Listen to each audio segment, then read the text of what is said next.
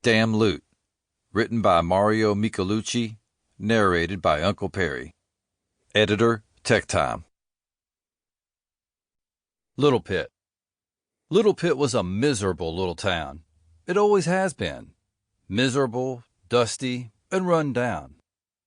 It was born as decaying as the souls of those who built it, and the persistent beating of the sun only made matters worse. The only thing that could explain its continued existence was a small watering hole from which to draw a few buckets of muddy water to sprinkle over the sparse vegetables. The watering hole was the only one for miles, but it wasn't worth much to anyone, save the occasional drifter who stumbled across it after surviving a journey across no man's land. Anyone who came to the town certainly did not do so for enjoyment. Many of its inhabitants had less than respectable pasts that they were trying to escape. Sometimes they were even brought there against their will. Whether they were on the run or had been banished to that snake pit hellhole to die of exposure, the occasional visitor would usually appear at the watering hole, weary and nearly dead, without a penny to their name. If they did happen to arrive there with any wherewithal, it was so rare that it would never have been enough to sustain any local business. In Little Pit, no saloon was to be found, at least not any more. One day, many suns ago, an enterprising Joe Othams came back with a load of beer and whiskey, the source of which is better left a mystery. It was enough to put behind a countertop and call it a saloon, which is exactly what Joe did in his rickety old cowshed. As not entirely unpredictable, the years came and went, but the patrons were few. Old Joe, having nothing better to do with his time waiting for patrons, whittled away at his inventory until he had no more. He ended up a drunkard without a drop to drink. Through the years, Joe's saloon crumbled into kindling until all that remained was its welcome sign. Now illegible and softened by rot, it dangled on its last remaining rusty hook. It swung in distress with every gust of wind. The grim, creaking sound it produced was typically the only noise that filled the unnerving silence of that place.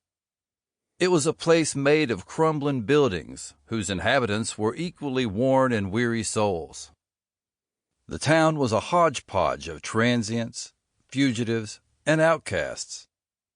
The women were usually either discarded wives or whores so used up they weren't employable even by the worst brothels, often both.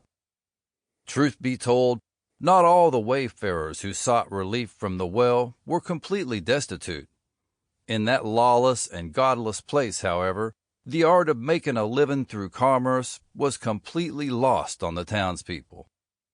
To compensate, many took advantage of the persuasive power of firearms to earn their keep. The unlucky newcomer who brought anything of value became the unwilling prey of the crook who got to him first.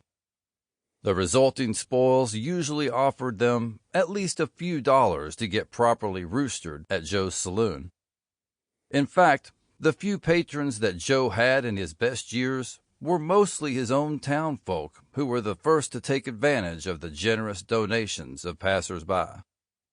On a harshly dry and windy day, like many others, a man arrived on horseback and approached the watering hole. Apart from his hat and boots, he wore only dusty, threadbare rags. However, strapped to the saddle was a curiously suspicious parcel. The inhabitants of Little Pit were very fond of curiously suspicious parcels. In fact, curiously suspicious parcels very often contained happy little surprises. The man was well armed and seemed to be in quite a hurry. All excellent signs. His surly demeanor and body language suggested that he was not to be prodded.